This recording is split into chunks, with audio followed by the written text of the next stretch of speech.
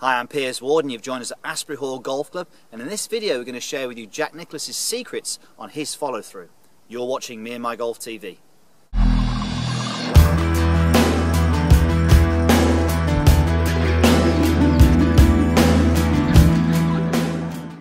So in this video we're going to be talking about what the golf club should be doing through impact. Now the majority of us out there, we're not really doing a good job with this, so it's really important to get a sensation for what you're after. So I've got Andy in here to help me. So Andy, if you could just take your setup to the golf ball.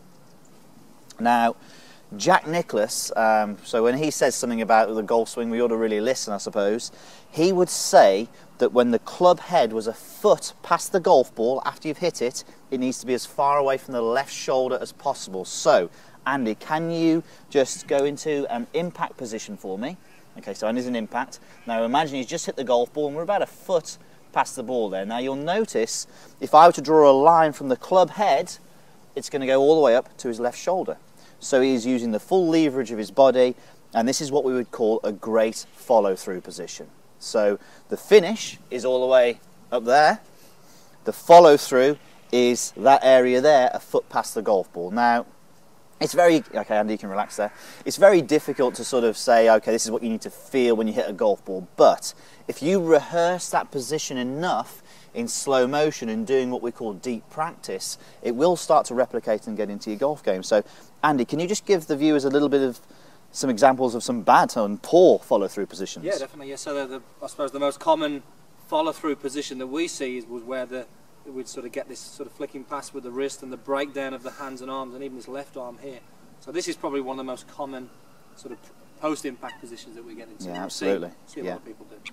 Yeah, and that's all sort of causes all sorts of strange ball flights, particularly high ball flights and poor contacts. So again, just if you could just have a few swings for me, just rehearsing that for me. So just actually show the viewers how you would do it as a drill. So you'll notice he's doing this in, you know, that was relatively fast. If we slow that down even more, now the slower he does this, the more his body's going to feel it. And it's going to put a bit of strain on his body, but what it's going to do, it's going to be rehearsing this great post-impact position.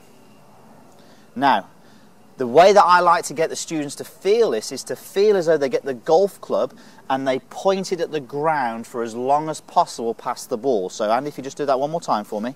So you'll notice as he swings down, the club head in the shaft is pointing down at the ground. If he were to scoop it and flick it, he's in trouble. Okay, the club head's going up in the air, so he's going to keep that golf club pointing down at the ground. You'll notice his left wrist is nice and flat and arm is straight. Okay, superb.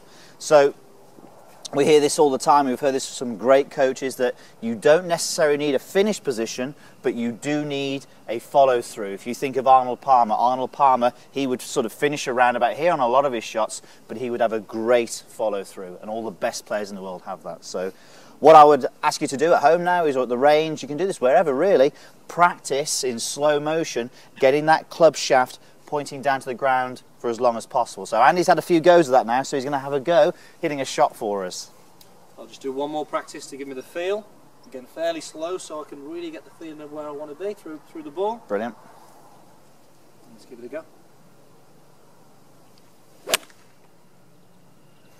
Okay, pretty good shot there, and you'll notice by, now I haven't got my video camera here so I can't tell you whether he actually achieved that position, but by the strike, the fact he hit the ball first and then the ground afterwards, I would suggest that you did a pretty good job there. That one for a first shot. Happy. Brilliant, superb. So I hope you enjoyed the video. Give us a thumbs up, subscribe to the channel if you don't already, and follow us on Facebook and Twitter, and we look forward to seeing you soon on Me and My Golf TV.